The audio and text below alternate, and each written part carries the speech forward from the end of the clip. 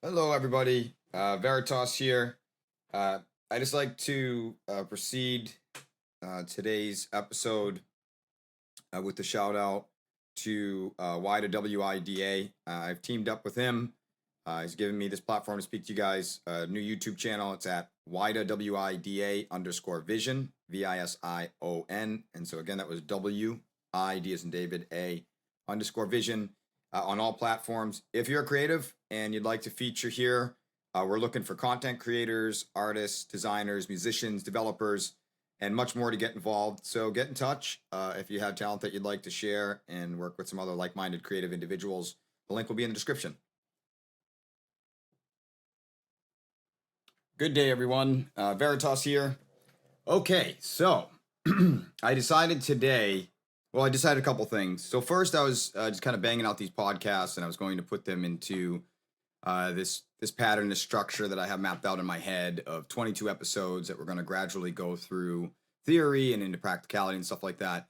But what I've decided is I'm just going to bang all of these out, and then they'll all have information to really get you thinking. They'll have some, but it's not going to be as linear as I initially intended, because what I'm going to do once I have all the material out that I want to cover in those 22 episodes, I'm just going to take all that data, run it through a software, have it transcribed, and then clean it up quite a bit and make it into a more structured program that will be available. And that will be a little bit different. That will be like almost like a training course. These are going to be a lot more flow state, kind of working with you. Every day there'll be some new content released, and it's just going to be a little bit more flow and a little bit less linear. And then afterwards, I'll put it all together in a linear fashion. I think that's kind of the best way. And one of the things that happens is when I do these, new analogies come in my head, new ways to describe it. I think the more I've been able to raise my frequency and transform in my mind, and we all do this to varying degrees, but in my mind, I don't think in words at all anymore. It's more just kind of instant knowings. And I find it fascinating sometimes when this thing that I knew, I go to say it and it just comes out, be 15 minutes of talking. And as I'm saying it, I'm like, wow, I didn't even think of it quite that way. So it's kind of cool. So if I try to make this too linear and defined by this notion that I have of how it should be now, every day that I do these, I learn something in each episode that I can change to make it better. And so I don't want to limit what can be delivered by trying to follow a protocol that's in the past. So I'm just going to try to go with it. And that's what I think a creator mindset is that we're in this continuous state of growth, seeking improvement, making adjustments. And then after I put it all out there like that, then I can go back in and put it in some kind of linear fashion. But and the other thing is, it's difficult too because everybody's different. We're all at different stages. So having a nice, comfortable flow state and not having to follow it like it is a course that doesn't even exist yet might be the best. Or I believe at the moment is the best. So what I wanted to do today is discuss, and then the other thing that happens is someone will ask me a question, or I'll work with one of my brothers and sisters, and they'll say something, and I'll give them some feedback or advice, or I'll be thinking about what their issue is afterwards, and then this really great idea comes. And so it's a great opportunity if I'm doing these every day, or when I'm doing these every day, to just take advantage of that. I am glad, however, that I was able to get out a lot of the conceptual understanding of what we are, the ripple effect, the consumer versus creator mindset, the many different truths, living backwards, understanding you're a trinity. So from here on out, I will still continue to repeat things that I've said in the past, because I know that some of this is really, really deep stuff. And so it's helpful to just, for me, to not assume that I said something once and everybody understood it completely. So that way it will allow it to sink in for you guys. But what I wanted to discuss today is I had someone contact me, and they're in a pretty they have done remarkable. It's such a beautiful thing to be a part of this, to be able to witness it and see when our brethren just overcome so many things. She had about a year ago, 18 months ago, I think it was really began for her. Yeah, maybe 2 years ago. I don't know. Time flies now, but about 2 years ago, and at the time, she was on anti-anxiety medication. Uh, hadn't exercised in a long time. Was concerned about weight and stuff, and um, was in a career that felt stagnant to her, but she's been doing it forever and just couldn't imagine changing. And I don't want to give too many details, specifically so it doesn't define the person or anything. But she ended up going back to school, started exercising every day, changed her diet around significantly, got off of her anti-anxiety medication, which is no easy feat, and is just still catapulting into the realm of transformation. But she's really at a stage that happened to me a lot, and I'm sure it's happening or has happened with a lot of you listeners, where in your state of transformation, it's like you crack open your mind and you start to realize, whoa, I have been asleep for a long time. And you go into this seeking mode, this super creator mindset where you're looking for the answers and things like that. And what happens is that we get the answers, and I'll just speak for myself here. And it happened multiple times where I would think I found the key, the answer to everything, and I'm literally dancing around in my kitchen like I figured out how to live life perfectly. And I've said this before in a previous episode, and then I would spend a couple days just with this massive anxiety, and I couldn't understand what was happening. And that was before I really realized that what I was doing is, what happens is throughout our lives, growing up, before you become an adult, while you do have control over your life, there's a lot of circumstances that, especially for some of us, could significantly inhibit your abilities. And for others who have experienced what they call trauma, the way that we dealt with them is we separated parts of ourselves, parts of our own will, because at that moment we didn't have the spiritual power to create what we needed to, and we didn't have the wisdom, the knowledge. And so we took aspects of ourselves and we just put them in rooms and shut the door. And that worked for us. We're here and we're all perfect. But they stay there, and we were able to maintain a functional life before we started waking up, because before we started waking up, we were, a lot of us, under this illusion of the rat race, and things are the way they are. You don't change anything, and we were just so used to suppressing our will and chasing the outside world for satisfaction that, like many others who are unawake, ignorance is bliss. We were okay with that. But as your mind cracks open, your soul, heart starts opening up, you start getting more creator energy. What will happen is it will give us these moments of just, wow, sublime bliss. I mean, I had some significantly cathartic releases where I felt like I was just in heaven. It was intense. And I kept thinking I needed to reach something. And I kept thinking I reached it. And what ended up happening is I actually became afraid of going back. Because once you start to taste what it feels like to have just a taste of heaven on earth and that sublime bliss, you begin to realize that you are suffering. At least I'll speak for myself, and I've heard from others as well, that we had been suffering for a long time. And what we thought made us happy, what brought us joy, was the reprieve we got from the addiction we had to things, to the need to have. And so we just thought that was happiness. And then you start to taste it, and you're afraid to go back because now you see things that it's almost like you can't go back. And so you're afraid of it. And that fear actually increases the likelihood that we're going to have what I call an upset. And I'll dive into that in a minute. But the reality is once that your mind starts to open, a lot of us, we start to feel really good. And in the spiritual communities, many people speak about giving love and, not thinking this or not thinking that or not thinking this. And for me, at least my misinterpretation of that message, and I think sometimes the message isn't very clear, and I could see many others having this same misinterpretation, is that the bad thoughts should be repressed, avoided, or run away from. And that is a consumer mindset. That's like running away from things. And the issue is that the reality is, and so if we do that, we tell our subconscious, we program the subconscious, the body, the ego, the outer self, and we say, hey, I am afraid of negative feelings. So now we're afraid of fear.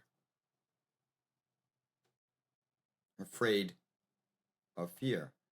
And so what would happen is I would get this new understanding. I would think I reached something, and then I would be afraid of having anxiety again or something. And so I would repress it, ignore it, justify, deny, and I had no idea. It happens automatically. It's crazy. And then it would eventually kind of blow up in my face. And I would call them back at the time, I called them upsets. They're just upsets. And it's something bubbling up to the surface, because you, believe it or not, it's not happening because you're going backwards. It's happening because you're moving forward.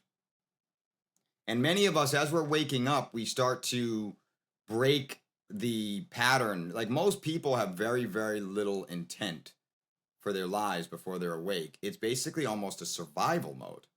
And as we wake up, we start to set higher intents. We get this urge to help others, become our best. And so we start programming that into our subconscious. And we say, I'm not okay with just surviving anymore. My new intent is I want to be my best. And so, believe it or not, because we do that, the subconscious is like, okay, I'll start bringing to surface beliefs that you had that were okay for someone who just wanted to survive in the rat race. But you want to be your best. You want to be like, you want to live a life of love and, spiritual abundance. So I'm going to do you a favor. I'm going to keep bringing things to the surface. And when they bring to the surface on your inner self, then they're going to project on the outer self. As mentioned before, the outside world is a projected, inverted reflection of what's going on inside. And so it feels like things all of a sudden start happening to us, but they're actually happening for us, because as we've woken up, we've set a higher intent than we ever had before. In addition to that, we're getting new information. And in addition to that, many of us start getting this bliss and feeling so good that we become afraid of fear. And so we start to repress, we start to ignore, and we actually don't realize it, but we go back into, we have all this new information, but we start slipping back into the consumer mindset, thinking that there's something to accomplish, somewhere to run away from all the negativity to escape from. And ultimately, that's not really what we're doing. We're not, we may do that in our path there, but for most of us, once you wake up, it's ordained. You're going to get there. You're going to get there. And everything that feels like it's happening to you, I can tell you from my experience and many others I've talked to who are still in a growth mindset, who are still growing, who are still dealing with challenges, but it gets easier and easier and easier. And it gets to a point where you're in this just constant state of watching everything. If I get a tinge of a feeling of negativity, I immediately ask myself, what is my lesson? If someone does something that gives me that tinge, I say, what is it? Where's the lesson? There's a lesson here. I already know. I set my intent. I will accept nothing less than being the best to create the life I love the most. And I know that. And I also know throughout all aspects of myself, or most aspects of myself, as many as I can communicate with, that I've never done anything. We don't do things. We think things. We believe things. We question things. We assign values to things. So with that intent, there's a lot of other reasons why, and I've explained in the previous episode, I won't get into it now, but that setting that intent is one of the greatest ways to pull the power of the consumer. It's basically like this. You're either seeking inside of you or you're seeking outside of you. If you're seeking outside of you, you're needing to have. If you're seeking within, you're desiring to create. And the amount of power that you get from inside of you, the force that's going to drive you, the Holy Spirit, if you will, is directly proportional to the degree in which you're looking to create something. You call it forth. So I know that I've set literally the best intent I can think of that follows my understanding of how the universe is a projected inverted reflection of us, that I don't do anything, that needing to be given something from the world is going to fill me with, it's going to remove I'm giving away my power at that moment, because I'm thinking that my reflection is the thing that's going to wipe the crumbs off my face or shave my face for me, instead of realizing the reflection is just there to show me if I have crumbs on my face, or show me where I missed a spot shaving and that I need to do it. And by that knowledge, by that understanding, by that faith is when I call forth that power.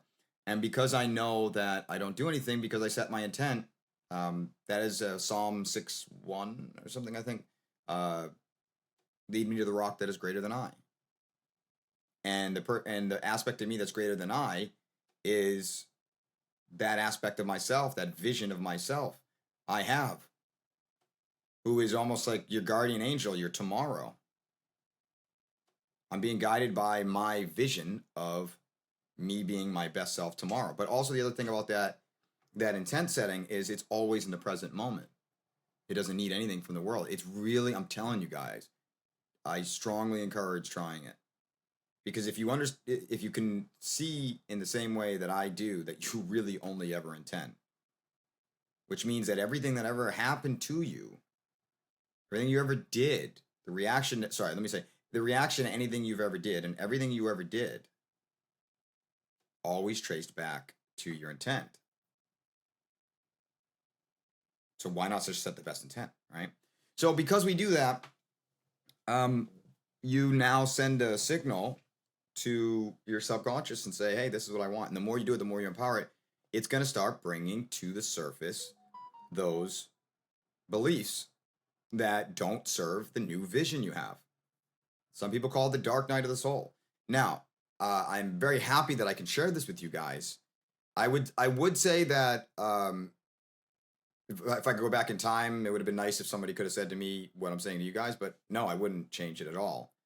Because part of my dream is being able to share the light with others. And because I experienced that, now I know about it and now I can share it. So I wouldn't change a thing for what I experienced. But moving forward in the future, although I accept everything that happened to me in the past, doesn't mean that I necessarily would ignore the opportunity to provide others with the information that they can use so that their lives aren't as difficult. Kind of like with, when we pass on to our family or friends, we always want to give them any light or perspective we can that could help them not have to experience the same level of suffering. And that's the thing. We don't have to suffer. Buddha never said life is suffering. He said attachment is suffering, and it's attachment to beliefs. So one of the things that was happening to me is I thought I had to reach something. I was afraid of going backwards. I didn't realize that these feelings that seemed to be bubbling up from the surface, I was acting, you got to understand, it was, and I'm sure some of you guys have experienced this. I'm like, I am so divine. I know so much stuff. I'm ascended, blah, blah, blah. And then I would have these thoughts, and then my mind is like, but I also sent a program to my subconscious that said, subconscious, I'm afraid of anything that proves to me that I'm not ascended because I'm so afraid of going backwards, because I didn't know that these things were happening for me. And so it was automatically trying to protect me and casting judgments on the world. And I got to go hide in a cave and people are not on my level, blah, blah, blah. And it was all happening automatically. In the Bible, it says, again, I'll just paraphrase this one, but it says, judge not lest ye be judged by the same measure. But it's actually, in my opinion, it's backwards. It's actually all the judgments that you have of other people are actually a rebound, automatic reflection of the judgments that we hold against ourselves, because the subconscious is trying to protect us, right? So if there's a couple of things I could share here with you guys is there is no top of the mountain. And most of us are the devil, right? The way we lived is we've always been programmed to seek accomplishments of things we've done or things that we've had.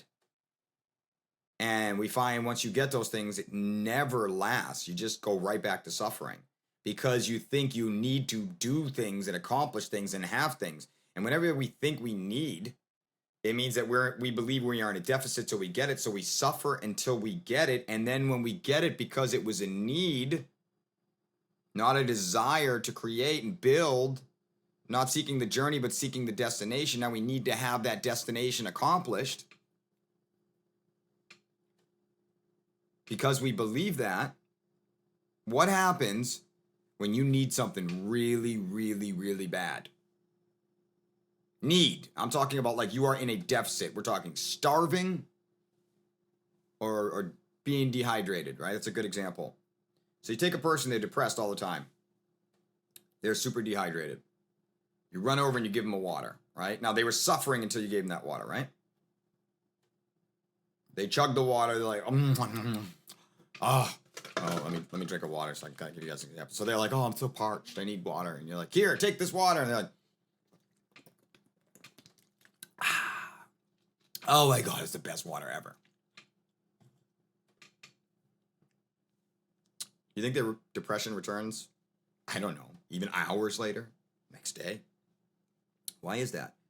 Because every time you think you need something, it makes you suffer in the degree that you believe you need it until you get it. Because we told the subconscious we're empty, we're missing something. So now it sends off alarms and we feel a significant discomfort of suffering until we get it.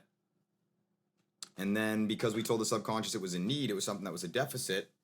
It's not like growing or building or creating. Once we get it and we satiate that need, we go back to the same mind state we were. And that's why when you buy a new car, I know you guys have experienced this. I got a new Cadillac back years ago. And I wasn't even planning on buying a Cadillac. Anyways, I was so happy it had AC seats, which I never once used. Never. Right? It had heated seats, blah, blah, blah. And I was so excited. And then within a week or two, I was just like, ugh, I was just a normal car to me. I wasn't even excited about it anymore.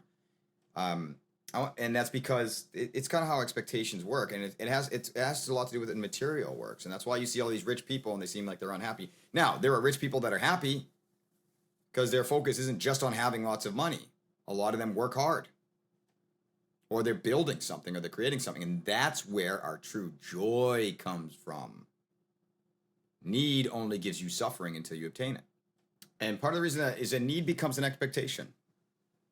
You say to your subconscious, in order for me to live a normal life, I need these things. It sets an expectation that it should have that. And so as long as that expectation isn't met, you suffer. And in fact, I'll give you a couple of examples of the power of expectation. So when you go to the movies and you pay $20 for the movie, you're not just paying $20 for the movie, you are actually giving away a part of your joy. You're putting up, what's the best way to say it? When you go to the movies, you pay $20 for the movie, but you also place your, like almost a bet, and it has your joy in there of your expectations. So if I tell you a movie's 10 out of 10, and you believe me, and you're like excited about it, you're like, wow, this movie is going to give me 10 out of 10 joy, whatever your understanding of what that would mean. And you pay $20, you also put a 10 out of 10 expectation on it. You go to the movie. If that movie doesn't meet your expectations, a 10 out of 10, and it's an 8 out of 10, or let's say a 7 out of 10, and you guys know what I'm talking about here. You walk out of there disappointed. You lost joy. You paid money. You saw a movie that was a 7 out of 10. You lost joy and money. All right. And then let's take another example where someone tells you a movie's 4 out of 10. And one of your friends just really, you like, I read a review or her reviews or other people told me, and it's a bomb. I don't want to go see it. And they're like, oh, just please come. And you're like, all right, whatever. So you have really low expectations. You think it's like a 3 or a 4. Something you'd never go see. But you're going for your friend. And it's a 7 out of 10. You're going to be like, whoa, that was actually pretty good. Wow, that was good. You gain joy because it exceeded your expectations. That's how we want to live our lives, right? I'll give you one more example. Santa Claus, right? So sorry, not Santa Claus. I could go on a whole thing about that. But so Christmas happens, right? You get your presents. They're wrapped up. You don't know what you're getting usually.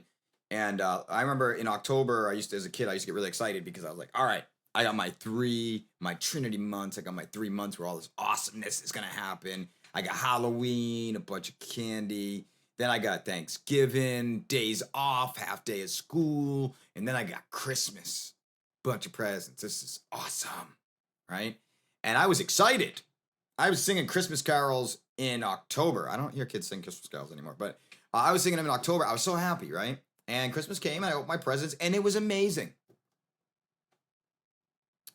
So, because I didn't know what I was getting for my presents, it was all a surprise, right? So that's that normal situation. Let's take another situation where in October you literally show the kids everything that you got them. These are all the things that you're gonna have on Christmas. Most kids would now interpret that almost as a need because it's like they want them, and because they know it's kind of set this solid expectation for them. They will suffer to a degree until Christmas, and then on Christmas, I can guarantee you their joy when you hand them the gifts that they've known about for 3 months will be significantly less. Or imagine someone was going to buy you a gift and you thought they were getting you something nicer. Not you, but you can just a lot of you guys wouldn't probably care. I like gifts that are just like, I mean, I don't even require anything, but when someone like thinks about you, or like one of the things with me is I just I don't know. I'm very, very, very, very non-materialistic. So if people get me like new socks or something like that, I'm happy. Or cologne, I would never buy cologne. You know what I mean? And it's like they think to get you something that you'd appreciate that you just wouldn't buy for yourself. Whatever it is, I love that. But there are some people, if they have a different mindset, more of a consumer mindset, and they think they're supposed to get this really expensive gift and they don't get it, they're going to be unhappy. But they still got a gift. Why? Because it didn't measure up to their expectations. So I'm going to end this one pretty soon, and I'm actually going to end it short. Like after I said, I listened to some of my casts afterwards, and I'm like, all right, yeah, I'm going to end it here. And then I go on for like 30 minutes. So, all right, let me do this. Okay, so going back to what I said a couple of things. And so where I want to end with this for you guys is I wanted to discuss kind of as we're going through a transformation journey to understand that upsets happen, and they're perfectly normal. The upsets that you're going to have are not an indication that. So let me go back to the A, right? So A was don't look at the ascension process as there is a destination. And I think that's one of the dangerous things about a lot of the stuff that says, oh, I'm in 5D, or I'm fourth dimensional consciousness, I'm fifth dimensional consciousness. None of that matters. And I can tell you, because when you get to the top of a mountain, you think you're at the top, you go backwards, right? So one, realize that there is no top of the mountain, that a creator mindset is always a creator mindset. And to further elucidate on that, also understand this too. What got you out of Egypt doesn't get you in the promised land. We are under such a massive state of transformation right now that you are changing so fast that things that weren't even an issue before in your belief systems now bubble to the surface because you're a different person. So just get excited about, to the best of your ability, instead of being afraid of, the fact that that the anxiety is not what we think it is. It's not happening to us. It's happening for us. Telling us it's a little alarm from the subconscious, who is your protector. It loves you. It's not an evil ego. It loves you, but it's the past. It can only think based on the past. It's not equipped to create solutions to new things. It's there to hold a storage database of everything that happened, and it looks to you, the Father, which is a part of your Trinity, to create the change. And it looks for you, the seed in the middle, the conscious, the soul, to listen to it, not run away from it. Right? Because if you try to run away from it, it will deny and cast judgment. Call it forth. One day I was meditating, and I used to think it was an accomplishment if I could meditate and I'd get an itch and I would ignore it. I am telling you, the itch would get worse and worse and worse and worse and worse. And then finally I would just itch it, and I feel like I failed somehow, right? And then one day I was sitting there and I'm like, you know what, let me try something different. And I focused all my energy on the itch. Say, itch, what are you? And it's like, I'm an itch. The mind will respond to you when you ask good questions. It's pretty cool, actually. So, we were taught that that's what a crazy person does, but I didn't say it out loud, but I guess it wouldn't have been crazy either way. But I said, itch, what are you? And it says, I'm an itch. I said, why are you? Why?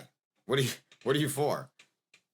Because so you can scratch. Why? Because if there was a bug on you, or some kind of foreign entity, you'd be aware of it and you could remove it. Is there a bug on me now? No. So then why am I having it? I don't know. All right, so get rid of it, and just dissolved. And then I learned a lot from that, and I've been using that with my anxiety. So A, don't think that there is a top of the mountain. B, expect that there is going to be anxiety. There's going to be quote unquote negative thoughts. You are cleaning house, man. This is awesome. Many people run through their lives and they don't even hear the thoughts. They just react to them. You're awake now. This is an indication you are doing awesome. Number 3. So number 1, don't seek your top of the mountain. Number 2, accept and expect that you're gonna have negative thoughts and that it's not a victory if you don't. In fact, if you're not getting any during that transformation process, you're not transforming. Now, 3, this doesn't mean that you're going to have, if you've had some significant ups and downs, it does not mean that you're going to continue to have these states of suffering and feeling like the whole world gets all weird or anything like that. That only happens if you think there's a top of the mountain to achieve and you think it's a failure if you have negative thoughts. Knowing those 2 things will alleviate your suffering. Right? So, I called them upsets. You have 2 opportunities with an upset. You ignore it, it becomes a setback. You deny it, it becomes a setback. You can't go around it. Can't run away from it. You can't close it through a door. You've already decided you're going to be your best self. This thing needs to go. You need to let it go. And it will first bubble up with little feelings, and if we don't handle it, it will project out into our outer world. And we will deal with it eventually.